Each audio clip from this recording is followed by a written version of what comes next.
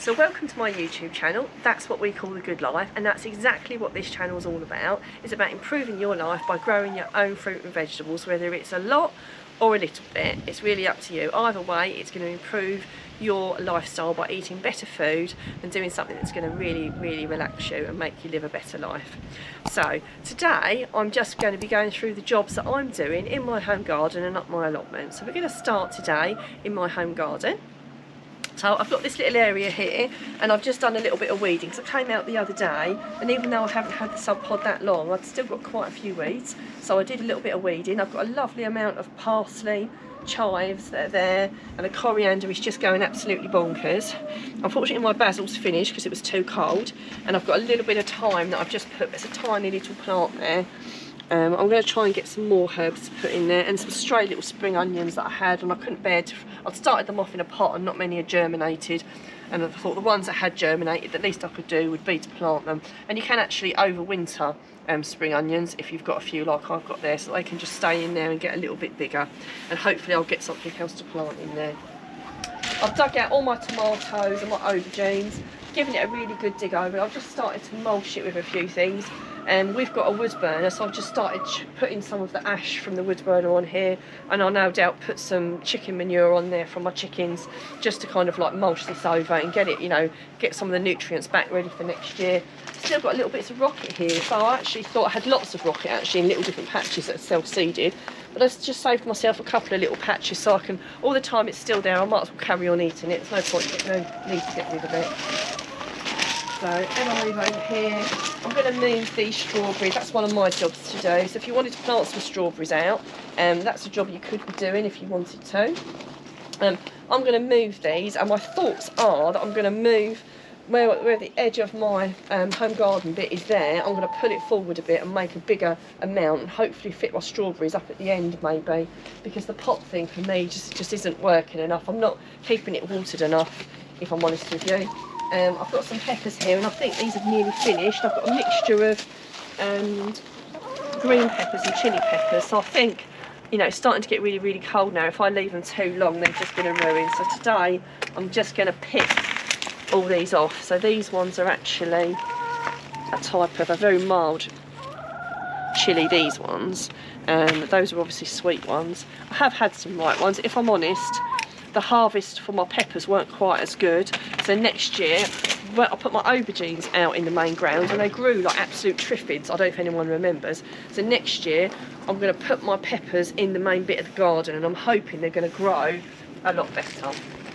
As you can see, if you leave them too long, like these ones, they start to go all soft and pappy, and that's not any good really. So obviously the green peppers I'll either eat straight away or I'll chop them and freeze them. But the chili peppers, obviously you can make things with them, like chili jam, or I can dry them in my dehydrator. So I'm just going to harvest all these off. These are a variety called Alpachi, and they are very hot. You probably only need one per dish, I warn you. But they do grow very prolifically, as you can see.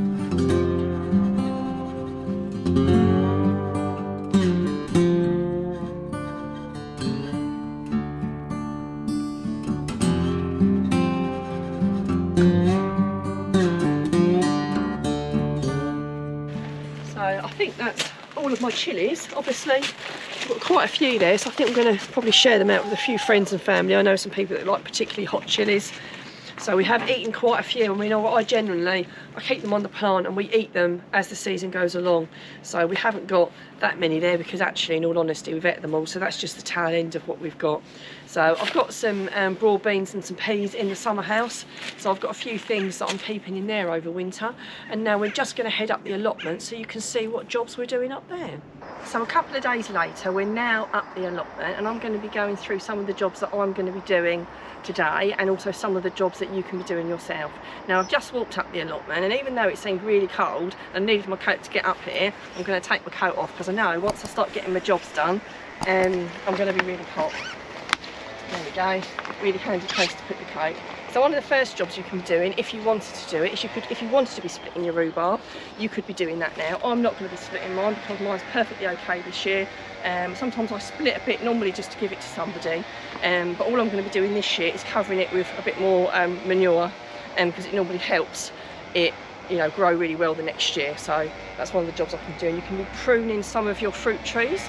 And you can also be planting some bare rootstock as well. I've got plenty of trees up here, so I won't be doing that. But if you did need some fruit trees in, you could be planting some bare root stock, you know, apples, raspberries, blackcurrants, pears, you know, whatever it is you want to put in your garden, now's a really good time. This time of year, you know, the days are shorter, you don't have as much time, and it's really tempting not to do that much. But actually, the work you do now will mean you'll have a much easier year next year. So while you don't need to be doing loads and loads, you know, especially getting your prep in. So while it's really tempting to be sowing seeds and planting things, and you can be, getting that prep ready and planning for next year is really, really important, and it means that you'll have a much, much better year next year, and you're going to know what you're doing, and you'll be streets ahead of everyone else. So as we just move down, I always find it's much easier to show you the jobs you can be doing because of the jobs I'm doing. So I have already pruned my gooseberries and my blackcurrants. I started doing it on my last video, and in that time I finished doing that, but I will be mulching around these. Last year I put the paper sacks from my chickens around it, and then I put manure around it and mulched it, and honestly it was the best thing I ever did. But I only did it in small areas, so I'm probably going to try and do a much larger section, because what I've often found is often the grass and everything just grows into my main allotment, but when I mulched it, it made a big difference. So if you want to do that, guys, I'd really recommend that. I also do need to be pruning my fruit cage. As you can see, it looks like a jungle. I haven't got there yet. But kind of like every week or every couple of weeks, you kind of have to choose your battles with what you're going to do. There's no mega rush, you just need to be doing a little bit, little and often. So I will get onto that at some point, but I haven't got onto it yet. So as we move down, there are things you can harvest, obviously. Now the things that I'm still harvesting are my leeks. I'm harvesting my leeks. I've still got my broccoli I'm harvesting. I've still got my kale. I've still got beetroot, lettuce, parsley, and some chard over there.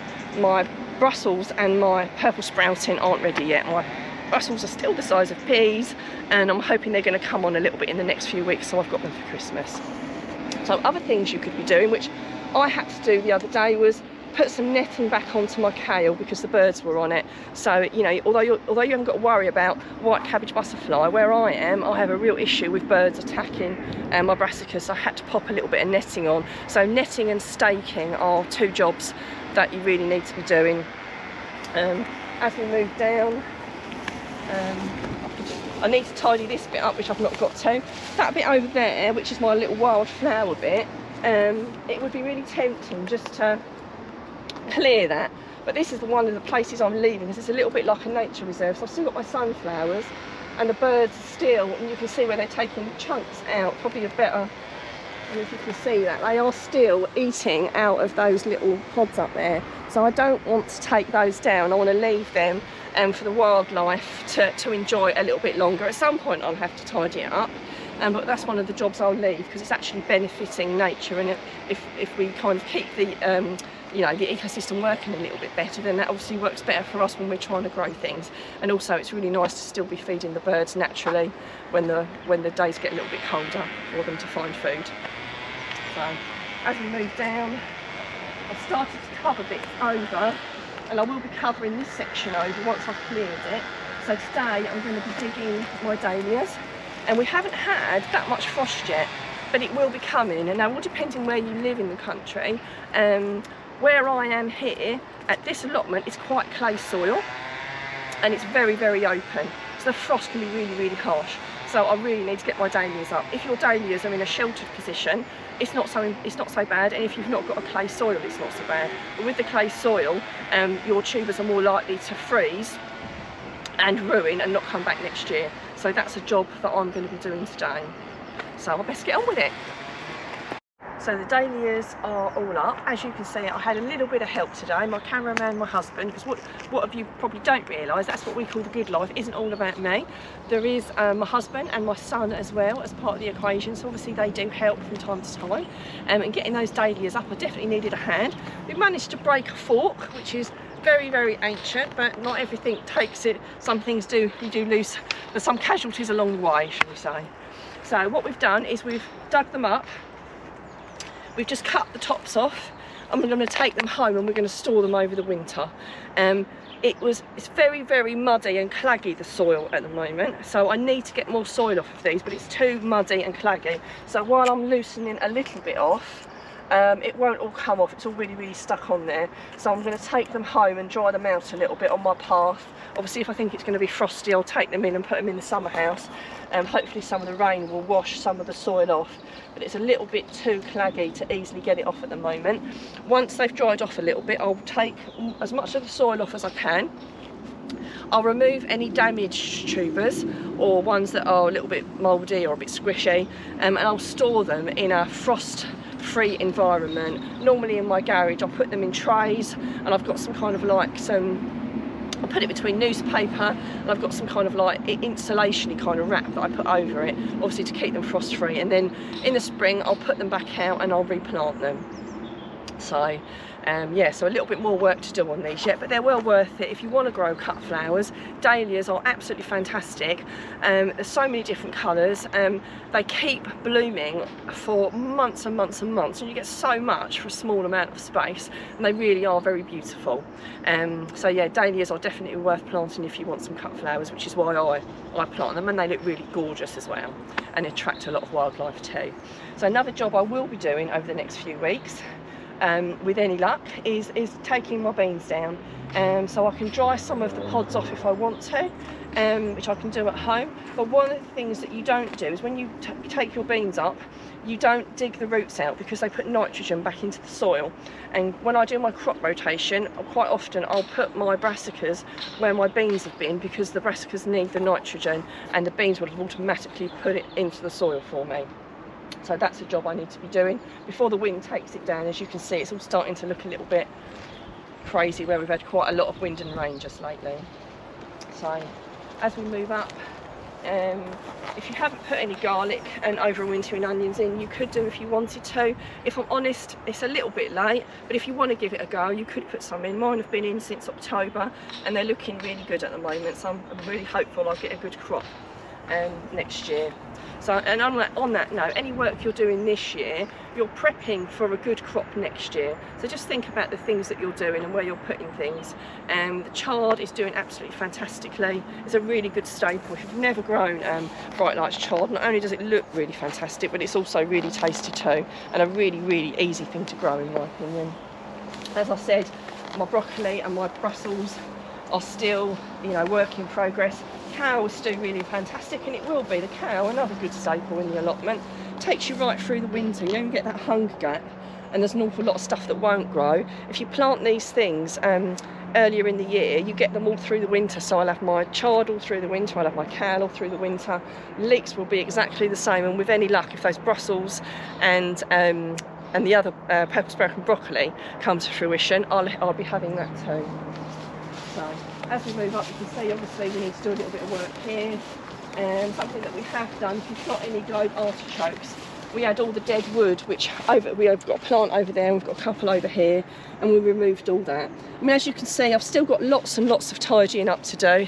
The only good thing this time of year is the weeds generally don't grow as quickly, but that doesn't mean to say you don't need to address them and either mulch or take them out. It's your choice. I do a mixture of both, all depending where it is on my allotment. I'll take some areas, I'll clear the weeds, other areas I'll mulch, some places I'll put a bit of the weed suppressant down. It does all depend what I'm doing in that area and what works well well for me. Now I do hope you've enjoyed hearing about the jobs I'm doing up at my allotment this month.